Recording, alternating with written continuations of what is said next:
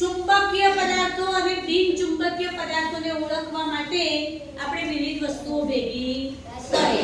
હવે જોઈએ ચુંબકીય પદાર્થ કોને કહેવાય? ચુંબકીય પદાર્થ તો જેને ચુંબક આકર્ષે તે ચુંબકીય પદાર્થ, અને જેને ચુંબક આકર્ષતું નથી, જે ચુંબકને ચોંટી જતું નથી, તેને કહેવાય બિનચુંબકીય પદાર્થ. હવે આપણે આ વિવિધ વસ્તુઓ ભેગી કરી છે તો એ આપણે જોઈએ કે આમાંથી કઈ ચુંબકીય છે અને કઈ બિનચુંબકીય છે તે આપણે સમજીએ. તો ચલો અહીં પહેલી જ આપણે લઈએ આપણા કંપાસ બોક્સની ફૂટપટ્ટી.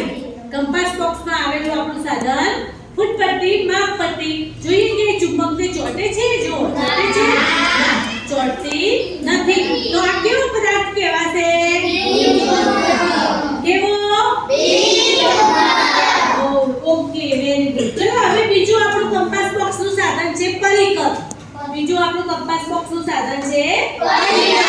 ચલો હવે આને જોઈએ કે આ ચુંબકીય છે કે બિનચુંબકીય.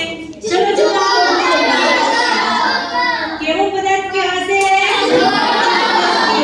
બરાબર, ખબર પડી? ઓકે. ચલો હવે આ પેન્સિલ.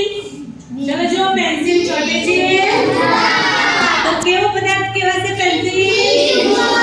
પેન્સિલ નું ઉપરનું કોટેડ શાનું હશે? લાકડાનું બનેલું છે, એટલે લાકડું કેવું છે? બિનચુંબકીય પદાર્થ. પછી આપણી આ છે ચાવી. તો જો ચાવી ચોંટે છે કે નહીં? તો ચાવી કેવો પદાર્થ કહેવાશે? ચુંબકીય પદાર્થ. એની પાછળ છે આપણું કિચન, જે પ્લાસ્ટિકનું બનેલું છે, એ આપણે આને ચોંટાડીએ તો ચોંટે છે? તો એ કેવો પદાર્થ કહેવાશે? બિનચુંબકીય. ચલો આ લોખંડની ખીલી. ચુંબકીય. ચલો આપણી સોય. ચુંબકીય. આ લાકડાની સળી.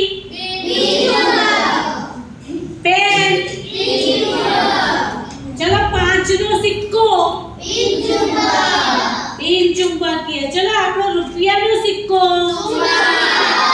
જો એ 5 નો સિક્કો ચોંટતો નથી, જ્યારે રૂપિયાનો સિક્કો ચોંટી જાય છે એટલે કેવો પદાર્થ કહેવાય? ચુંબકીય. જો 2 નો સિક્કો. ચુંબકીય. ચલો 10 નો સિક્કો જોઈએ તો ચોંટે છે?